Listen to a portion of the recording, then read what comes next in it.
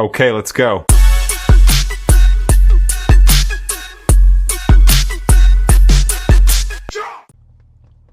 What's up, guys? This is Justin with Anxious to Alpha. I realize I haven't made a video in quite a few weeks now, and to be honest with you, I started to fall off. I started to doubt myself and think that I couldn't do this, and I quickly realized that that's still anxiety that is not fully controlling my life, but it still has a little bit of control over me. And I also realized that I'm 29 and I'm tired of starting and stopping. So I built a system that removes that cycle. For years, I thought anxiety was something that I had to live with for the rest of my life. And I quickly learned that it wasn't random, it's not weakness, it's a system problem. And systems can be rebuilt. In 2020, I started to develop anxiety. I was having trouble breathing. I didn't know what anxiety was at the time. And for the first 2 weeks that I had those issues, I thought that there was a medical issue. I've never dealt with anxiety before, and I didn't really have any reasons as to why I would develop it. And it all changed that first night that it got so bad that I had to be rushed to the hospital because I thought I was going to pass out and I couldn't breathe. And that's when they told me that I was having an anxiety attack. I had no idea what that was, what that entailed, and I also had no idea that for the next 5-6 years to come, this was going to be me, in and out of hospitals, not knowing what's wrong with me. Nobody had any answers, and it was all caused by something so small, something that was just going on in my mind.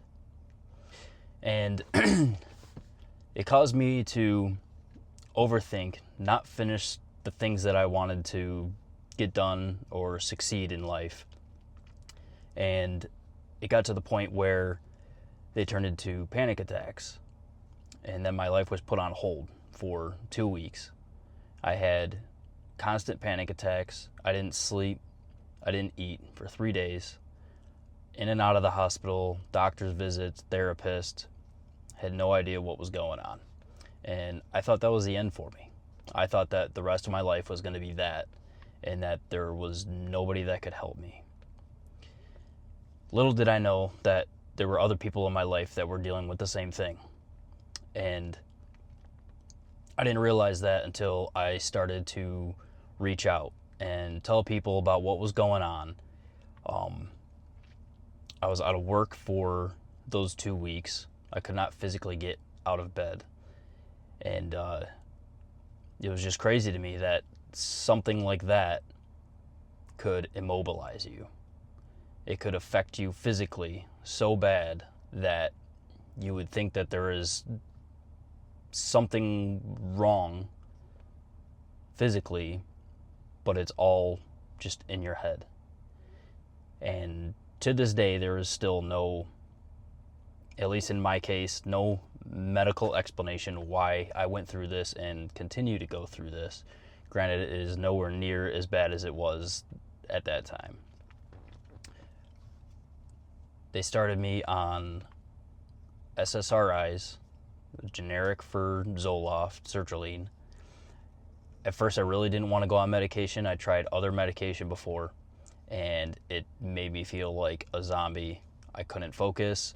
I couldn't balance. I couldn't stand up without getting extremely dizzy. And if someone were talking to me face to face, I would not hear a single word they said, or let alone be able to retain anything that they said. So I was against it at first, but after the first couple of weeks of being on it, I noticed that I was getting better. And at the time, that was a good sign. I didn't want to be stuck on it for super long, but I was able to get my life back together, get back on track, go back to work, and really take back over my life. I'm still on it to this day. It's been about 3 years, and I don't really want to be on them anymore. They do help with anxiety, but I haven't had any real anxiety attacks or panic attacks probably in the last 6 to 8 months. Now, granted, I still get anxious every now and then. I can feel it coming on, but I'm able to talk myself out of it. And there are a lot of things that contributed to me being able to talk myself out of it and find a way to distract myself from those feelings in order to get me out of that state of mind. Anxiety isn't defeated by motivation. It's defeated by structure. And for the longest time, I really wanted to build something that could make men that deal with anxiety not feel like they're alone, not feel like I did when it was at its worst. I felt hopeless. I felt like there was nothing that I could do to turn my life around and that it was the end. And so over these last couple of weeks, although I was starting to doubt myself, I came up with a structure called the 12 pillars of anxiety. Today I want to go over the 12 pillars of anxiety, and in the coming weeks I'm going to make a video on each one of those pillars, explaining to you what they can do for you and how to execute those. Now, the first one is nervous system mastery. This is learning to control your nervous system, learning the ins and outs of what causes your nervous system to go rampant. And the second one is physical strength. This one's pretty self-explanatory, but I feel like I need to touch up on it because that is the number one thing that has really helped me overcome some of my anxiety, is going to the gym, exercising, making sure that I'm healthy. The third one would be sleep discipline. A lot of us don't get enough sleep. We sit up on our phones, or we go to bed late and we're waking up early for work. Sleep is extremely important, especially for someone that is dealing with anxiety or panic attacks. Your body needs its rest. The fourth one would be blood sugar and nutrition stability. A lot of us don't eat right. There's a lot of junk food out in the world. Even if we think it's healthy for us, a lot of it's not, no matter what it says. Really being nutritionally healthy is going to impact your anxiety greatly, because a lot of sugar and excess fats, it might not be contributing to the only thing that's causing your anxiety, but it definitely contributes to it. I know if I go a week where I am snacking all the time or eating sweets before bed, I'm much more anxious during that week than if I take a week off of all of that stuff and just eat the core meals and maybe a snack here and there, a healthy snack. The fifth one would be caffeine and alcohol boundaries. There's nothing wrong with having an energy drink here and there, or a drink when you're out with friends or out to dinner on special occasions. But for someone that deals with anxiety, those two things can trigger your anxiety. If I am already anxious in the morning and I drink a highly caffeinated energy drink, my anxiety is going to spike. My heart rate's going to go up, and that's going to cause me to freak out and think that I'm having a heart attack. Maybe I drink too much. Same thing with alcohol. Like I said, a couple of drinks here and there, totally fine. Especially if you're going to the gym and trying to physically, look better, be stronger. Alcohol is not going to help a lot with that. But it's still okay to have a drink or two every now and then. But if you're drinking excessively, it's going to cause your anxiety to go up a ton too. It causes your blood pressure to go up. It causes your heart to race. And that's just going to lead right into your anxiety. The sixth one is exposure over avoidance. Kind of like what I'm doing right now. I'm nervous as hell making these videos, but exposing myself to this instead of avoiding it is helping a lot with my confidence and my anxiety. The more that I do this, the easier it's going to be. I know that for sure. From the very first video that I created, I was a nervous wreck, sweating my ass off. And now I can do these videos, still nervous, but I can power through it. The 7th one is an identity upgrade. A lot of people with anxiety have a hard time accepting themselves. They think that there's something wrong with them, that they're not going to be accepted in the world. And for 99.9% of us, that's a lie. We need to work on being more confident in ourselves and pursuing the personality that we want to be known for. And so upgrading your identity is really going to help with that. The 8th one would be reducing overthinking. I do this all the time. As I've said in other videos, I'm extremely guilty of doing that. And I'm not fully there, I'll be honest with you. I still overthink, but not nearly as much as I used to. I used to lay awake, staring at the ceiling for hours at night, not being able to fall asleep, just overthinking. What happened in my day? What am I going to do tomorrow? What does my future look like?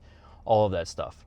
And so we're going to find ways that we can block out that sound and stop overthinking about things that either you can't control or you don't know are going to happen until they come.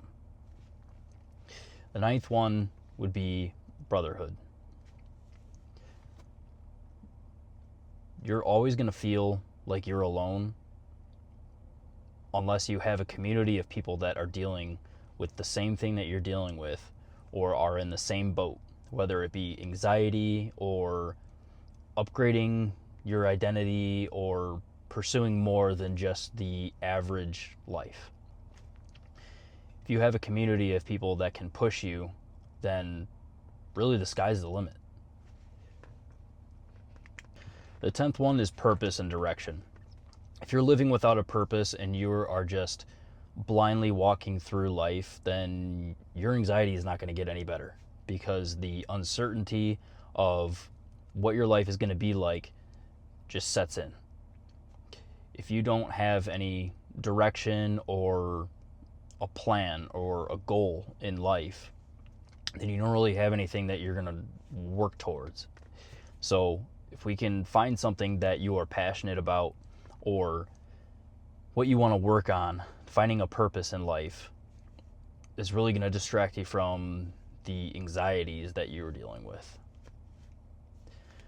The 11th one is digital boundaries. This one is a big one.